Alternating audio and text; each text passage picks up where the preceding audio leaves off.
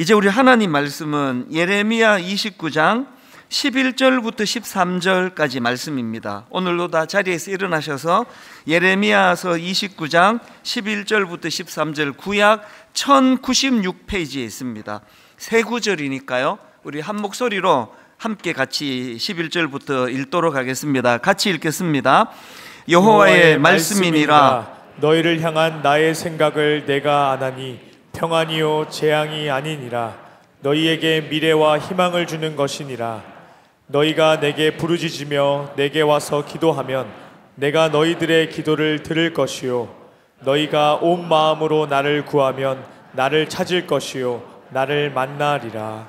아멘. 13절까지 살펴봤습니다. 자리에 앉아 주시기 바랍니다.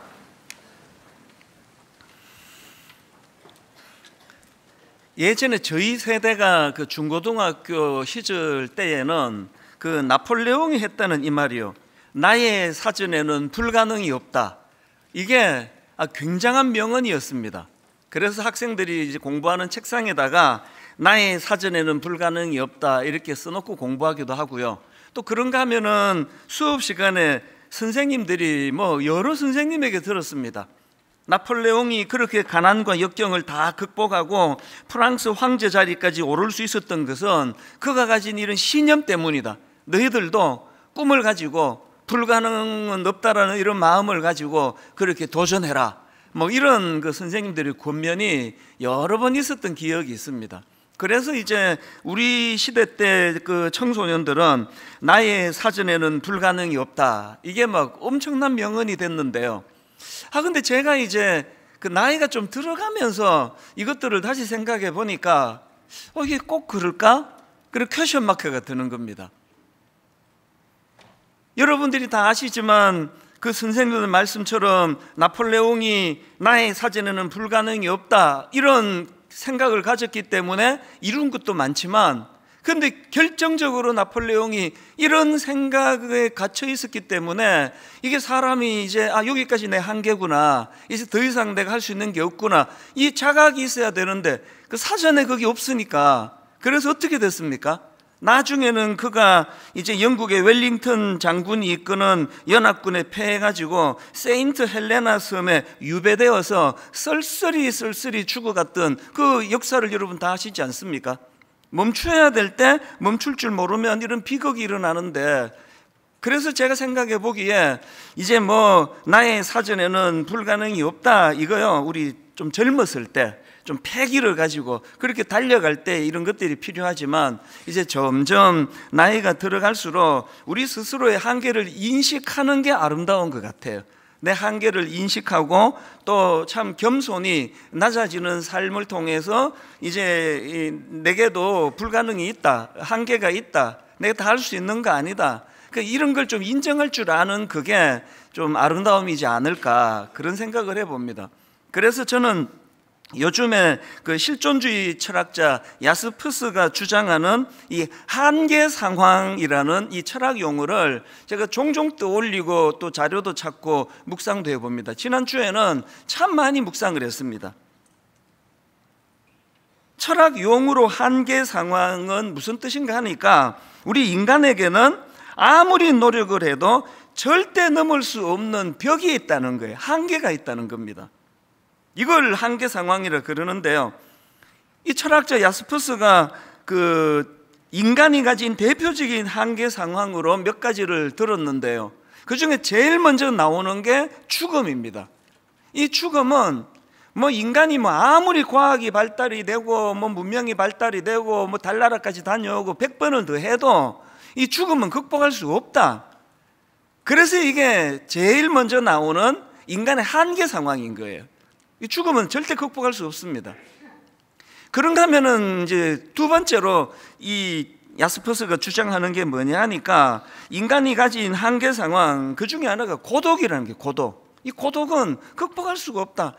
제가 겪어보니까 맞는 것 같아요. 저는 이제 결혼을 늦게 했거든요. 결혼이 늦어지니까 30대, 그때는 결혼을 다 20대 중후반에 할 때니까 30대가 되니까 너무 외로운 거예요. 진짜 너무 외로웠습니다.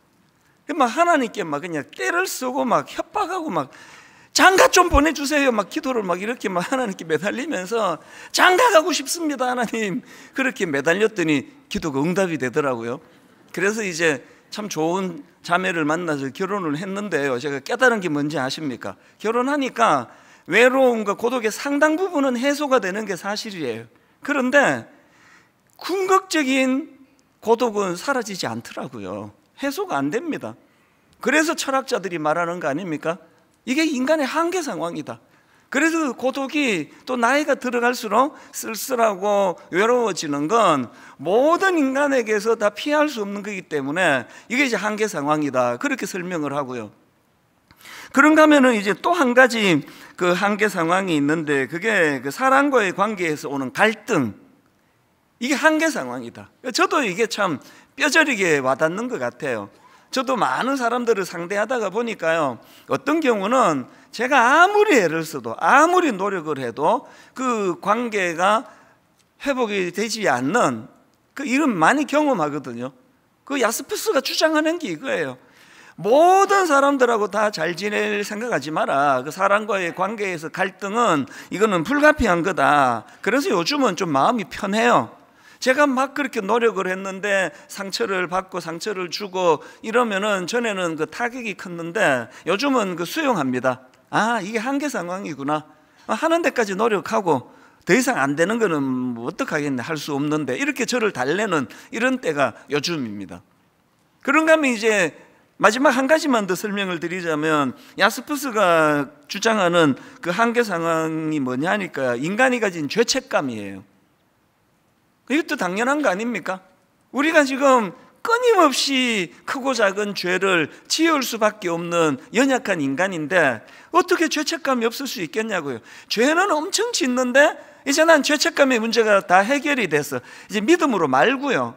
무슨 짓을 해도 마음에 나는 가책을 느끼지 않아. 그거는 인간성을 상실한 거예요. 그래서 우리는 항상 우리가 가진 이 죄책감의 문제를, 이게 참 우리를 힘들게 한다, 이제 이런 내용들인데요.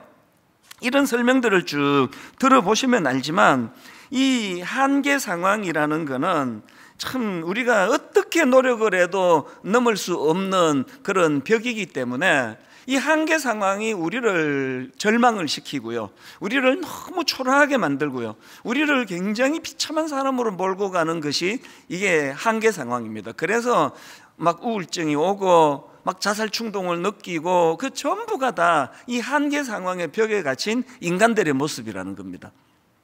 근데 아까 말씀드렸잖아요, 저는 요즘에 이 한계 상황을 놓고 묵상을 많이 하거든요.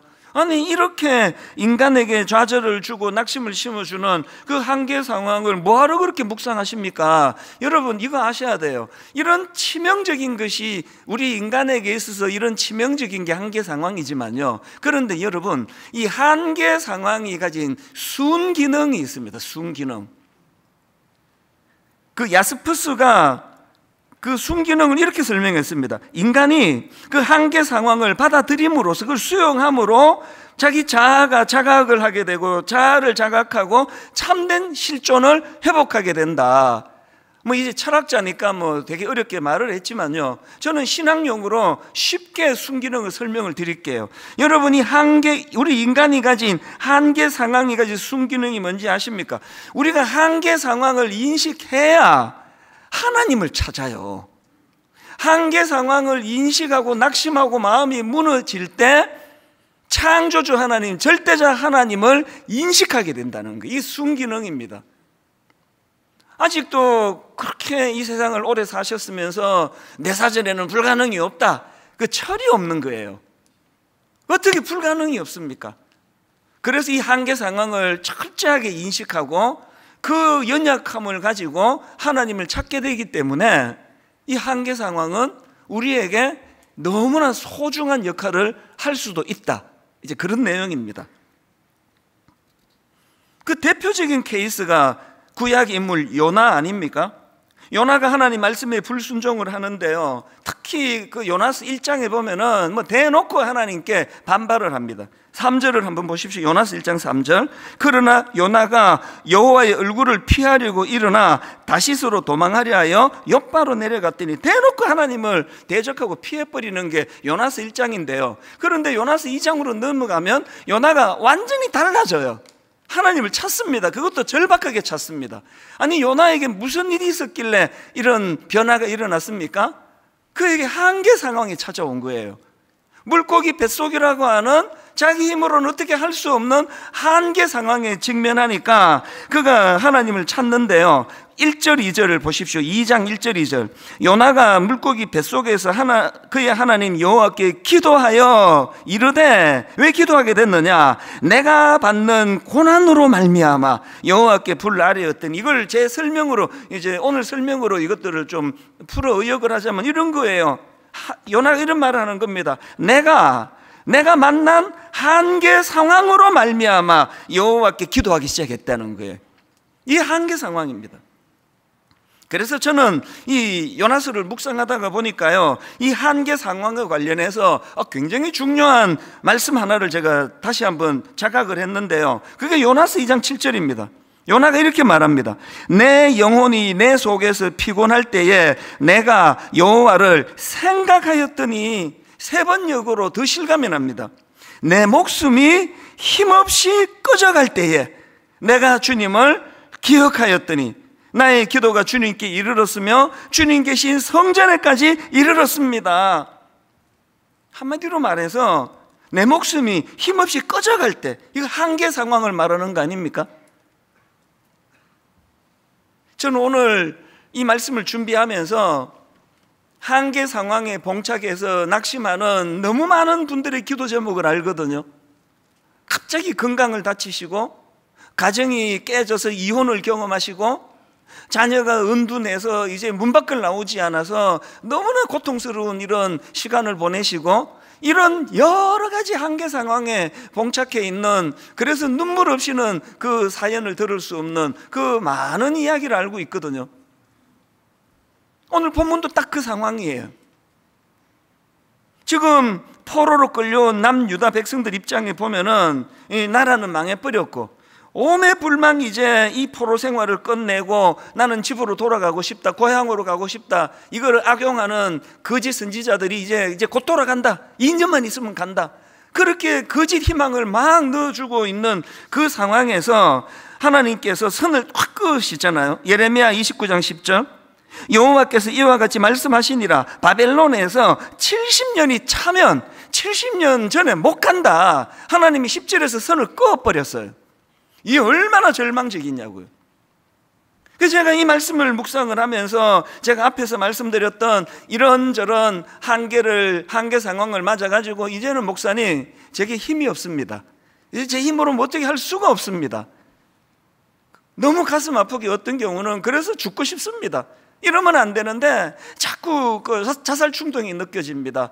이런 가슴 아픈 사연들이 많이 들려지는데요, 오늘 저는 이 말씀을 가지고 이제 하나님께서 그 바벨론 포로로 끌려온 그 사람들의 절망을 하나님 아시기 때문에 그 한계 상황을 철저하게 인식하게도 하시지만, 그 한계 상황 안에서 희망의 끈을 연결해 주시는 분이 우리 하나님이시다. 오늘 그래서 이 말씀 가운데 그러면 아주 엄청나게 죽고 싶을 정도로 그런 어떤 낙심과 절망은 아니랄지라도, 크고 작은 이런 아픔과 어려움과 자신의 연약함으로 한계 상황을 경험하고 있는 분들에게 오늘 이 말씀이 너무나 놀라운 하나님 주시는 희망의 메시지가 되기를 바랍니다. 이 말씀이 저와 여러분에게 새로운 대안이 되기 위해서는요, 우리가 이런 고통스러운 한계에 갇히게 될 때에 반드시 회복해야 될 몇 가지가 있다는 걸 말씀을 좀 드리고 싶습니다. 오늘 여러분 고통스러운 한계에 갇히게 될 때 우리가 회복해야 될 몇 가지 중에 첫째가 뭐냐? 말씀을 회복해야 되는데요, 제가 거기다 관로로 이것을 좀 강조한 포인트가 있지 않습니까? 말씀을 회복해야 되는데 어떤 차원입니까? 우리 내면의 질서 회복 차원에서의 말씀이 회복이 돼야 된다는 겁니다.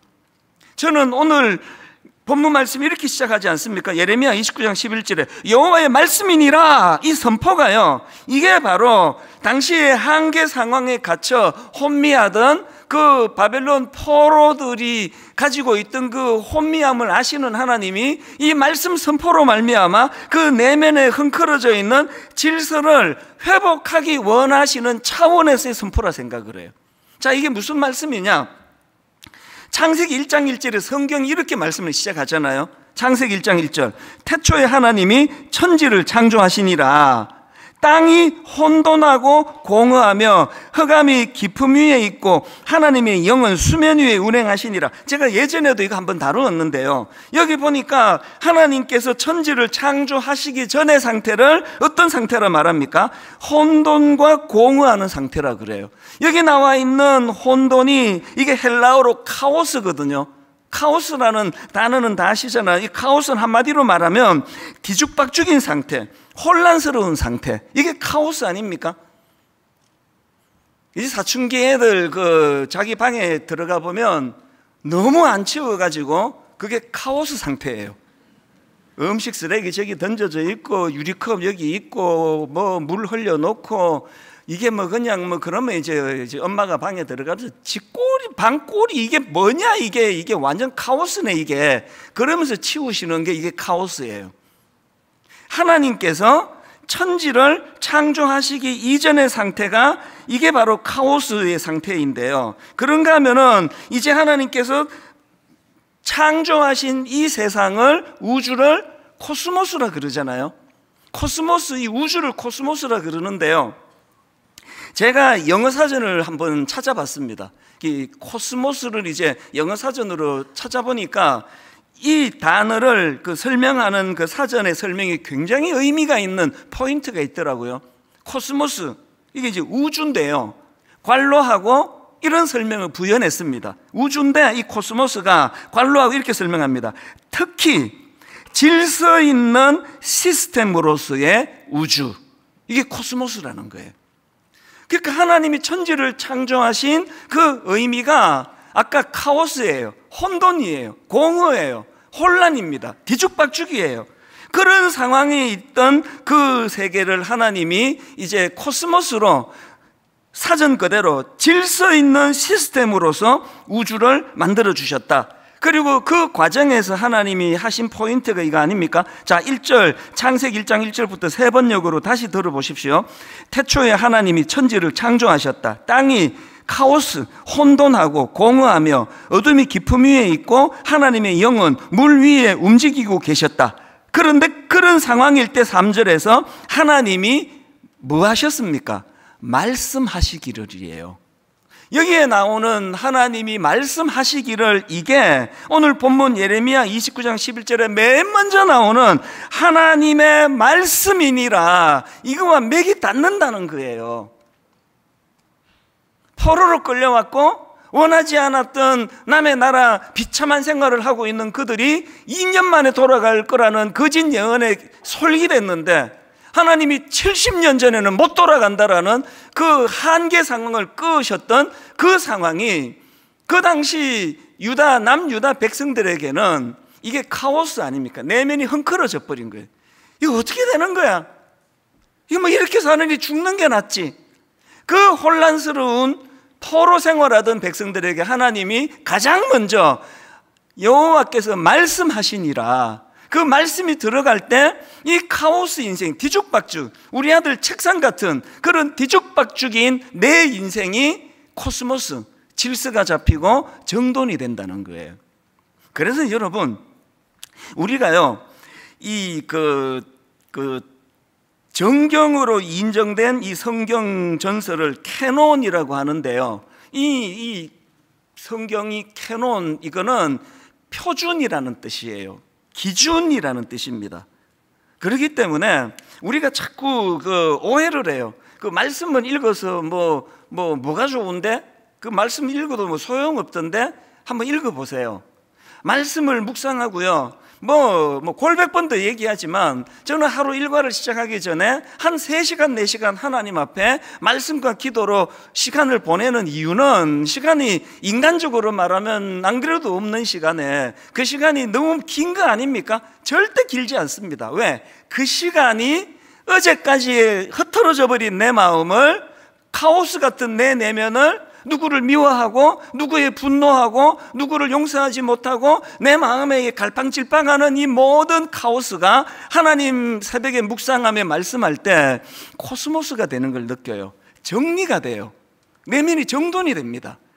그래서 비교적 엄청 그냥 복잡하게 살아가는 저의 상황에 비해서는 여러분 보시기에 그렇게 불안해 보이지 않으실 거라고 생각하거든요. 이게 말씀이에요, 말씀. 여러분 정말 지금 이 한 구절 묵상 책을 다시 들고 왔는데요, 많은 분들이 이 한 구절 묵상 가지고 지금 코스모스 내면이 정리가 되거든요. 근데 왜 안 하세요? 안 하시는 분. 난 초신자라서 그래서 한 구절만 읽으시려니까요. 내가 옛날에 중고등부 할 때 같으면요, 지난주 한 구절 묵상 안 하는 놈들 다 일어서 뭐야 이게? 손들어! 막 그렇게 하겠는데 여러분은 내가 그렇게 못하잖아요. 스스로 일어나세요. 지난주 묵상 안 하신 분 다 일어나세요. 그리고 진짜 이번 주부터는 하겠습니다 하는 분만 다 앉으세요. 다 앉았네요. 그래서 다 하시는 거죠. 여러분 이 복잡다난한 이 복잡한 현대인들의 삶 가운데 어떻게 하시려고 말씀 묵상을 안 하세요? 그래서 우리 인생이 늘 카오스, 혼란 그 자체예요. 자녀 교육도 막 뒤죽박죽이잖아요. 막 애들 보고 어제는 이래라 그랬다가 또 바로 그 다음 날은 또 상황이 바뀌지면 또 이거 말고 또 저래라 그랬다가 친구 좀 사귀라 그랬다가 공부 좀 해라 그랬다가 이 자녀 교육도 사실 보면 카오스예요, 카오스. 애들이 헷갈려. 그런 혼란한 우리 내면을 말씀 묵상을 통해 코스모스, 정돈이 되고 질서가 잡히는 이런 놀라운 일들을 맛보면서 신앙생활 하시기 바랍니다. 이게 첫 번째예요. 그런가 하면은 두 번째로 이제 이 한계 상황에 갇혀 고통할 때 뭘 회복해야 되느냐? 기도를 회복해야 되는데요. 제가 강조를 두려고 여기도 관로를 하고 강조를 뒀습니다. 기도의 회복인데 어떤 차원이냐?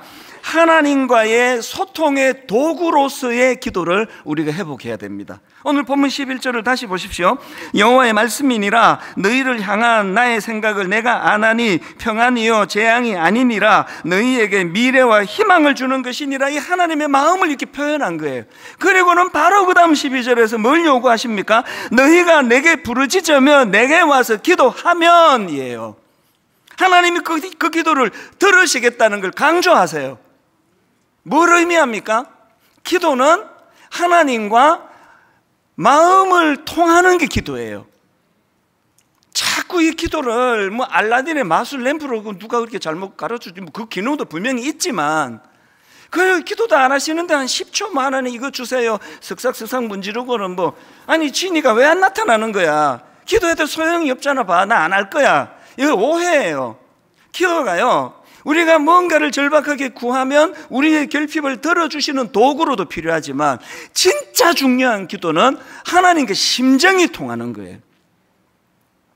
제가 여러분께 감사하는 게 이 큰 교회에서 여러분이 비교적 말씀을 통해서 저와 심정이 잘 통하기 때문에 여러 가지 오해거리가 많고 실수할 거리가 많은 게 그게 목회인데도 여러분들이 그것을 용납해 주시는 건 여러분이 저에 대해서 너무 고마운 게 그래요. 어떻게 해서든지 심정을 통하려고 이해를 해 주시려고 애써 주시기 때문이라서 항상 저는 여러분께 감사하거든요. 하물며 여러분 같은 인간 대 인간도 이해해 주려고 노력하지 않으면 오해투성인데 어떻게 여러분 절대적 하나님과 우리가 심정이 다 통할 수가 있겠냐고요. 그러니까 맨날 하나님께 오해하는 거죠. 하나님께 오해하니까 또 사람끼리도 오해하고. 우리 부교육자들을 보고 그 29교회 목사님들이 그 독립해 나가기 전에 제가 노래를 하나를 같이 들었어요. 곡은 있는 건데 작사를 내가 개사했습니다. 성도들을 생각할 때 이 노래를 떠올려라. 당신은 오해하기 위해 태어난 사람, 이렇게 받으면 된다. 근데 진짜 가르쳐줬어요. 인간은요, 사랑받기 위해 태어난 존재이기도 하지만 오해하기 위해 태어난 존재예요. 얼마나 오해를 잘합니까, 우리가. 그렇기 때문에 심정이 통해야 돼요. 부부가 왜 대화를 많이 해야 됩니까? 대화를 통해 심정이 통해야 돼요. 기도가 왜 필요하다고요? 우리 인간의 한계 상황에 봉착했을 때 하나님의 심정을 못 통하면요, 자꾸 오해를 해요. 하나님 우리 버렸구나. 70년 거기 있게 하는 건 이건 우리 죽이겠다는 거예요. 이건 하나님의 일하는 게 이게 이해가 돼? 나 그 하나님 못 믿겠어. 이게 전부 다 오해잖아요. 그래서 하나님께서 오해를 풀어주시잖아요. 오해하지 마라. 너희들 그 한계를 가진 니들 수준으로는 그렇게 오해할 수 있는데 깊이 하나님의 마음을 내가 말해줄게. 내가 너희들을 위한 건 미래에 희망을 주기 위한 거야. 이 말씀을 주시고는 기도하라 그래요. 기도를 통해서 그 하나님의 심정이 통해지는 거예요. 저는 이런 면에서 구약의 히스기야 왕이요, 그가 한계 상황을 경험합니다. 열왕기하 20장 1절. 그때에 히스기야가 병들어 죽게 되매 아모스의 아들 선지자 이사야가 그에게 나와서 그에게 이르되 여호와의 말씀이 너는 집을 정리하라. 네가 죽고 살지 못하리라 하셨나이다. 이거 한계 상황 아닙니까? 히스기야가 어떻게 할 수 없는 일이에요. 그렇게 하나님이 정하셨어요. 그랬더니 아까 뭐라 그랬죠? 인간이 한계 상황을 경험하면 순기능이 있는데 하나님을 찾게 돼요. 그래서 히스기야가 하나님을 찾아 기도합니다. 그런데 그 기도 여러분 다 아시죠? 2절이요. 히스기야가 낯을 벽으로 향하고 여호와께 기도하여 이르되, 기도는 다 하는데요, 왜 낯을 벽으로 향했을까요? 히스기야가 안 되는 거예요. 이건 사람한테 도움 청해서 될 일이 아니라는 거. 이건 사람한테 도움을 구해가지고 해결될 문제가 아니니까 사람을 향하지 않아요. 사람에게 도움을 구하지 않습니다. 이거는 단독자 하나님 앞에 낯을 벽으로 향하는 거예요. 좋은 교회 만나가지고 좋은 다락방 만나가지고 뭐 나는 우리 집사님들하고 잘 통한다, 그 맞는 걸 거예요. 한꺼풀만 더 들어가 보세요. 그 집사님이 여러분을 어떻게 도와줍니까? 목사가 여러분 도와줄 수 없는 게 너무 많아요. 그래서 한계 상황에 봉착하면 히스기야에게 배워야 돼요. 낯을 벽으로 향한다는 건 이 문제는 하나님만 해결할 수 있는 문제다. 이게 왜 필요한가 하니까요, 시편 118편 5절을 보십시오. 내가 고통 중에 여호와께 부르짖었더니, 여기도 지금 어떤 한계 상황이 있나 보네요. 내가 고통 중에 여호와께 부르짖었더니 여호와께서 응답하시고 나를 넓은 곳에 세우셨도다. 그 다음 6절을 보세요. 여호와께 부르짖었더니 6절에서 여호와는 내 편이시라. 7절 여호와께서 내 편이 되사 나를 돕는 자들 중에 계시는구나. 기도했더니, 하나님께 의뢰했더니 바로 그 원수들을 물리쳐주는 이런 일보다도 이 상황에서도 하나님은 여전히 내 편이시구나. 여러분 기도 안 하셔가지고 이거 잘 모르고 세상 어떻게 살고 계세요? 다 그런 얘기 하잖아요. 친구도 있을 때 친구들아, 돈 많고 건강하고 높은 자리 있고 할 때 그 많던 친구들이 은퇴하고 돈 이제 좀 아껴야 되고 이러니까 뭐 사업 실패하니까 뭐 다 떠나가더라. 이건 뭐 거의 공식 아닙니까? 특별한 경우 말고 모든 사람이 느끼는 허무한 일 아닙니까?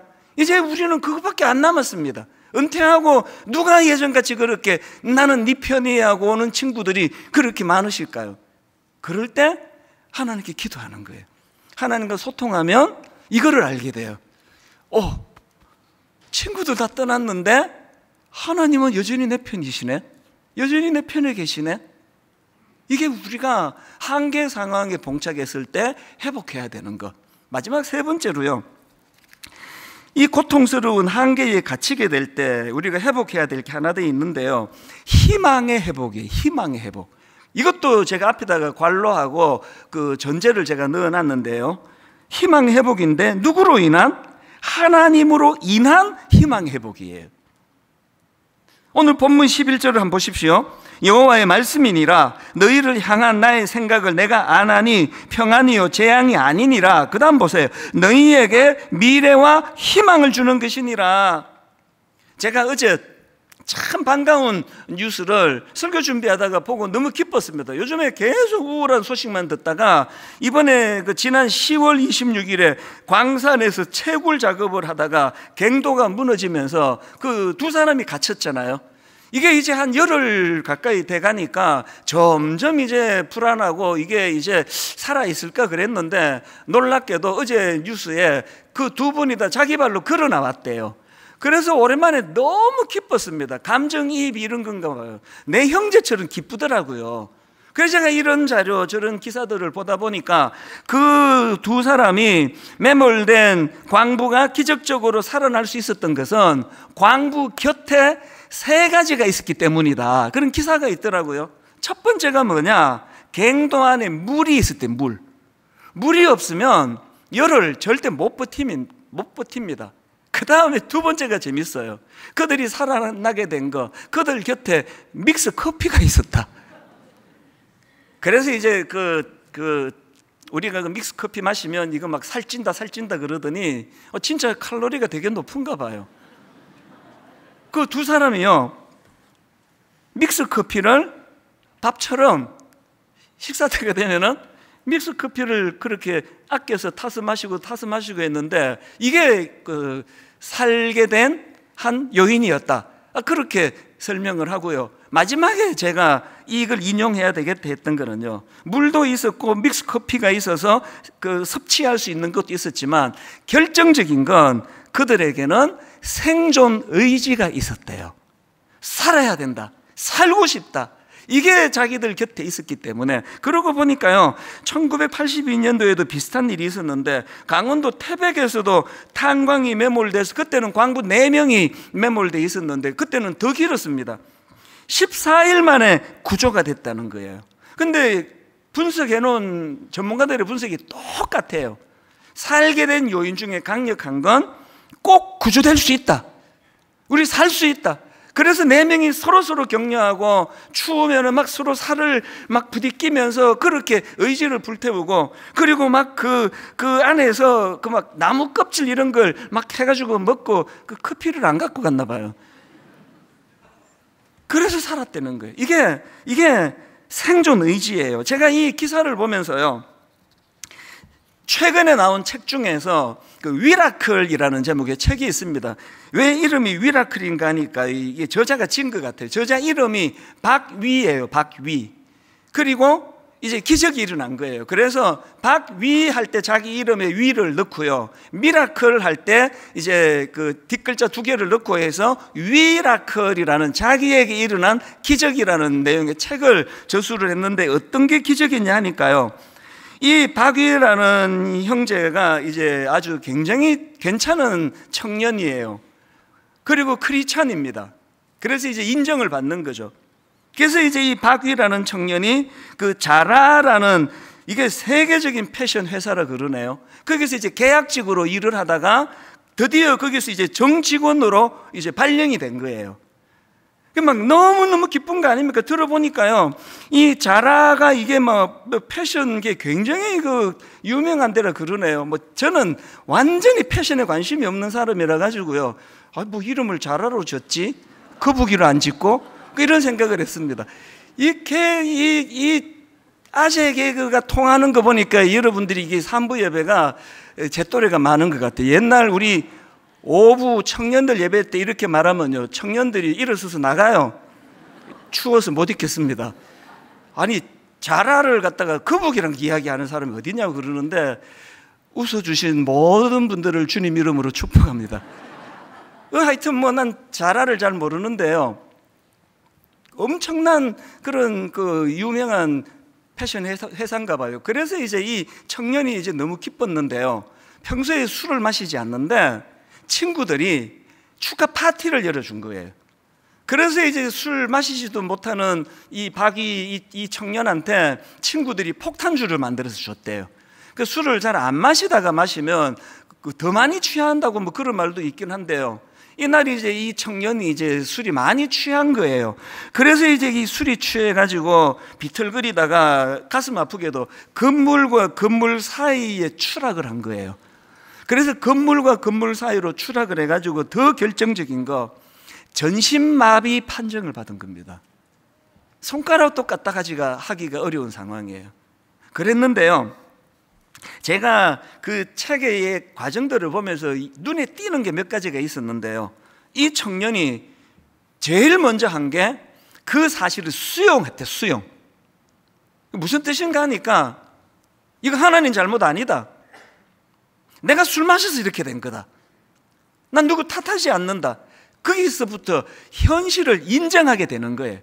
계속 하나님 원망하고 하나님 탓하고 하나님 때문에 이렇게 됐다고 그러는 사람들은 그 절망에서 헤어나오기가 어렵습니다.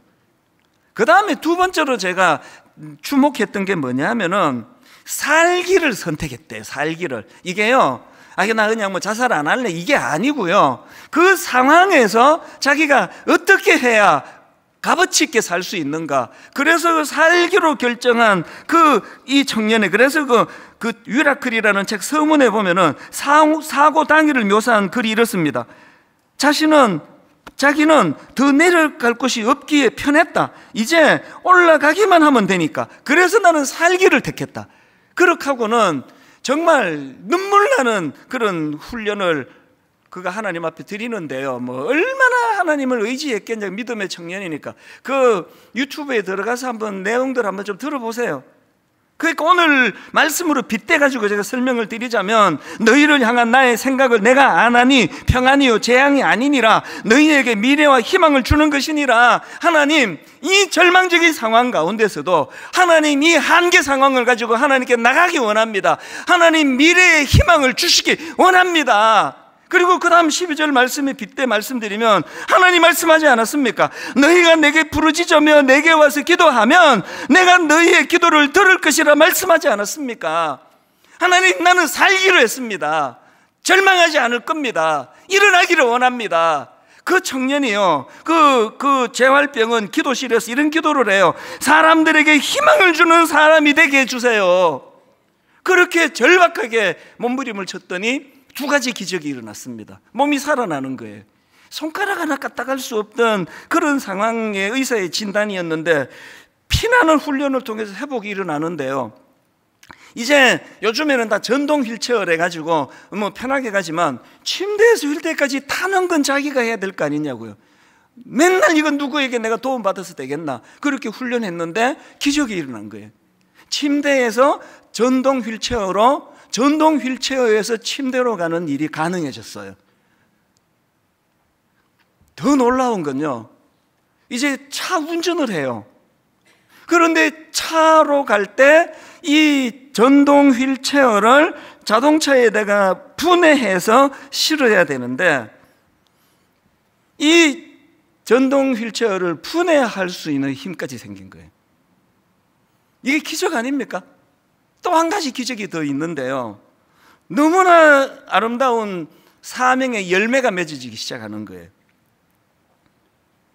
어떤 자매가요, 이제 이 자매도, 젊은 자매도 교통사고를 당했나 봐요. 그래서 이 자매도 걷지 못한다 그런 진단을 받고 너무 상처를 받아가지고 자살 충동을 느끼고 우울증이 오고 그렇게 절망했던 이 자매가요, 그 위라클 영상을 보고서 생각이 바뀌어진 거예요. 그래서 재활에 박차를 가하게 됐는데, 그 자매가 놀라운 말을 했습니다. 이렇게 얘기했어요. 내 인생은 둘로 나뉘어집니다. 박위 형제를 만나기 이전과 이 형제를 만난 이후로 내 인생은 나눌 수 있습니다. 여러분, 우리가요, 태어나서 죽을 때까지 나로 인해 이 정도 영향을 받은 사람이 한 명만 있다면 우리 인생 실패하지 않았습니다. 박위 형제는 지금 수많은 사람들이 이런 용기를 얻고 회복을 얻고, 아버지가 예수 안 믿었는데요, 이렇게 말씀하시더래요. 사고 난 이후로. 네가 믿는 하나님이라면 나 한번 믿어볼게. 여러분, 우리 예수 믿는다는 의미는요, 로마서 7장에 사도 바울이 이런 탄식을 합니다. 세 번역으로. 나는 비참한 사람입니다. 누가 이 죽음의 몸에서 나를 건져주겠습니까? 그 위대했던 사도 바울도 한계 상황에 갇힌 거예요. 아무도 이런 자기의 이 죄책감의 문제, 이런 문제를 해결할 수가 없다고 절규했던 게 24절인데 바로 그 다음 25절, 그의 한계 상황의 고뇌가 오래가지 않았습니다. 이렇게 고백합니다. 우리 주 예수 그리스도를 통하여 나를 건져주신 하나님께 감사를 드립니다. 사도 바울이 한계 상황의 절망을 극복하는데 한 구절도 안 걸렸습니다. 이게 십자가예요. 이게 예수 그리스도예요. 기왕에 여러분 예수 믿으시는데 주님의 십자가가 우리의 한계 상황을 깨트려 주시는 하나님의 능력인 줄로 믿으시기를 바랍니다. 오늘 저는 오랜만에 이 찬양을 부르기 원합니다.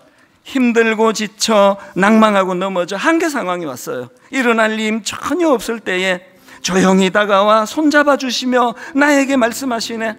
한계 상황으로 고통합니다. 나에게 실망하며 내 자신 연약해 고통 속에 눈물을 흘릴 때에 그 다음 가사가 이렇습니다. 그때 십자가가 필요한 거예요. 못자국난 주님의 그 손길, 못자국난 주님의 그 손길, 내 눈에 눈물을 닦아주시며 나에게 말씀하시네. 십자가가 한계 상황에 직면해 있는 우리를 구원해 주시는 하나님의 능력의 도구인 줄 믿으시기 바랍니다. 믿는 정도가 아니라 날마다 그것을 누리고 체험하면서 살아가시기를 바랍니다. 그래서 나의 한계 상황이 절대적 하나님을 의지하는 놀라운 축복의 도구가 되었다. 오늘 하나님 앞에 우리가 이 내용들을 쭉 기억하면서 우리 찬양 같이 한번 불러보기 원합니다. 힘들고 지쳐 낭망하고 넘어져 이 한계 상황을 주님 앞에 고백합니다. 힘들고 지쳐 낭망하고 넘어져 일어날 힘 전혀 없을 때에 조용히 다가와 손잡아 주시며 나에게 말씀하시네. 때로 한계 상황에 갇혀 이렇게 절망합니다. 나에게 실망하며 내 자신 연약해 고통 속에 눈물 흘릴 때에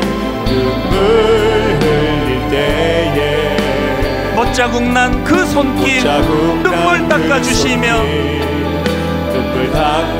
십자가 예수 그리스도 나에게 말씀하시네. 너는 내 아들이라 오늘날 내가 너를 낳았도다.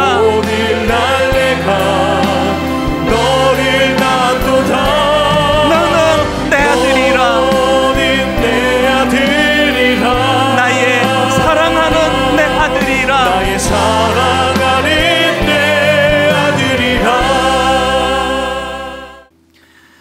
우리 주 예수 그리스도의 은혜와 하나님 아버지의 다함없는 사랑과 성령님의 감동, 감화, 위로교통 충만하심의 역사가 오늘 주신 말씀 마음에 담고 힘어도 달려가기로 다짐하며 예배하는 모든 주의 자녀들 머리 위에 지금부터 영원토록 함께 하시기를 간절히 축원하옵나이다.